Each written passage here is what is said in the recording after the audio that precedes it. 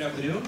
My name is Trautman. I'm an instructor of Peace and World Order Studies within the History Department at Berkshire Community College, which is located in Pittsfield, Massachusetts. I've been with BCC approximately 5 years, and I'm the sole instructor of the program. I also teach the independent study within the program. Students can seek, undergrads of course, can seek the concentration as part of an AA in liberal arts. Berkshire Community College was the first community college in the country to offer a peace studies course, and the first to offer a peace studies program back in the late 70s. And I'm here today to talk about animal rights and the peace movement. The title is Toward a Culture of Positive Peace: Why Animal Rights Must Be a Focus of the Modern Nonviolent Social Movement. Would you like me to just go into the presentation, or would you like to introduce yourself? Okay, great. Please tell folks.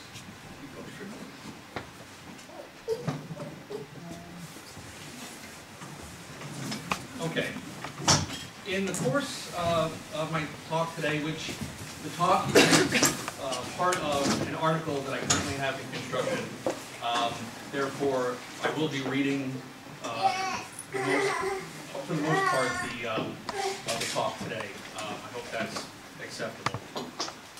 In the course of this talk, I will argue that if the peace movement truly wants to achieve a state of positive peace, that is, a condition of social and economic equality and ecological justice, i.e. ecological integrity, earth democracy, and earth community, under an absence of structural violence, it must establish all the conditions required to achieve and maintain this state, including an acceptance of the natural rights of non-human animals. Historically, the peace movement as a whole has devoted very little attention to animal rights. However, in order to be comprehensive, the movement must help eliminate specious attitudes and struggle to extend social justice to all sentient beings, not just humans. This can be achieved in part through peace education. Positive peace cannot exist as long as human systems perpetuate and profit from the ownership, exploitation, killing, and torture of non-human animals. The modern peace movement, with its current primary focus on ending war, aggression, on ending human rights and for advocating for social justice for all people, must also become a movement that opposes the murder of non-human animals. This talk will also make the case that the only way to achieve this end is through nonviolent social change. The movement must energize the restoration of relationships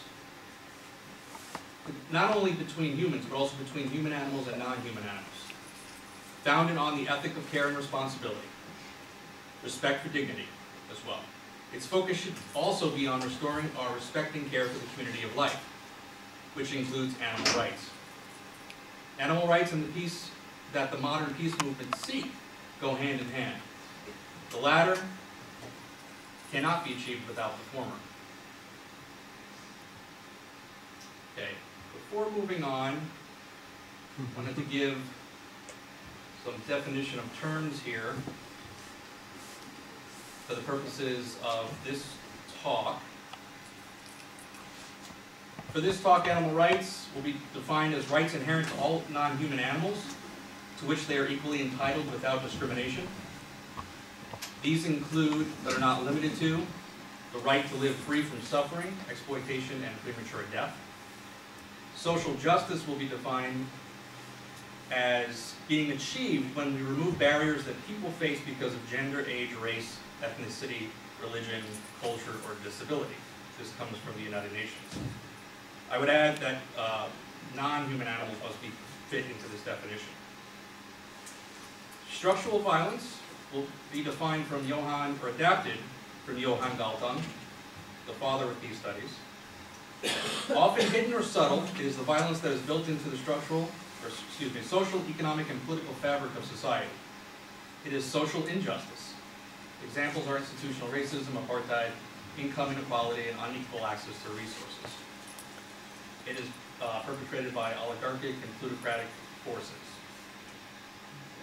Positive peace, which will also be used interchangeably with simply the term peace, is a condition of peace that is a function of social and economic equality and the absence of structural violence. Okay, this also is an adaptation from Johann Galtung. Positive peace occurs when under a culture of nonviolence and justice in all areas of human relationships with each other and non-human animals. I add that part, non-human animals. Negative peace, by contrast, is merely the absence of direct physical violence. For example, war, aggression, and occupation. Peace education will be defined as a participatory, holistic process that includes teaching for and about democracy, human rights, nonviolence, social and economic justice, gender equality, environmental sustainability, etc. And this definition is adapted from the Hague Appeal for Peace. And I, of course, would add animal rights to this list.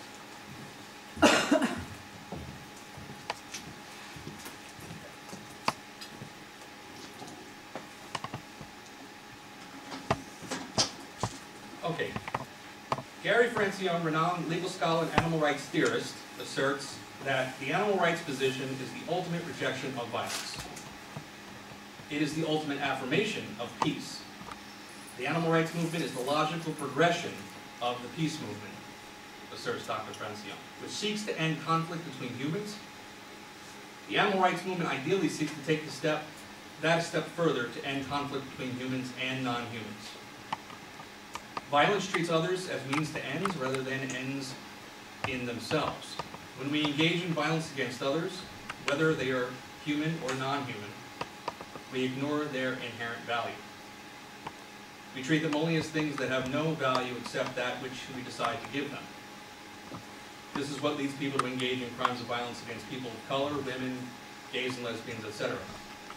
It is what leads us to co-modify non-humans and treat them as resources that exist solely for our use. All of it is wrong and should be rejected.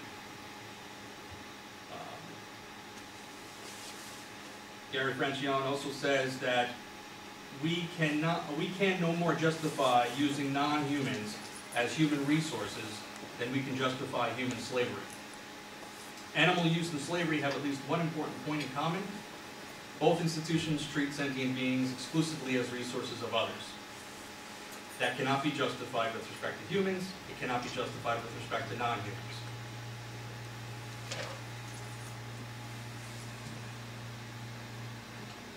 And I argue that to integrate animal rights, activism, and advocacy in the peace movement, that this needs to be a subject that's included within teaching and learning in peace education.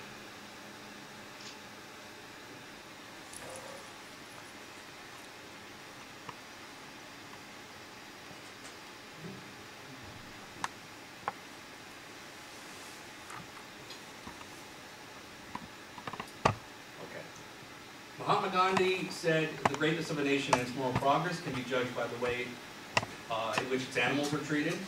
And Henry David Thoreau said, I have no doubt that is part of human destiny, or part of the destiny of the human race and its gradual improvement to leave off eating animals.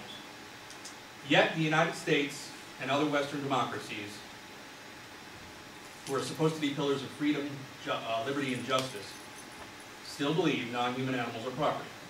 And most nonviolent movements for social change, both historically and today, while perhaps not considering the use of non-human animals for human enjoyment and advancement acceptable, don't devote much, if any, time and attention to advocating for animal rights. Okay. Animal rights and animal advocacy has largely been ignored by the peace movement.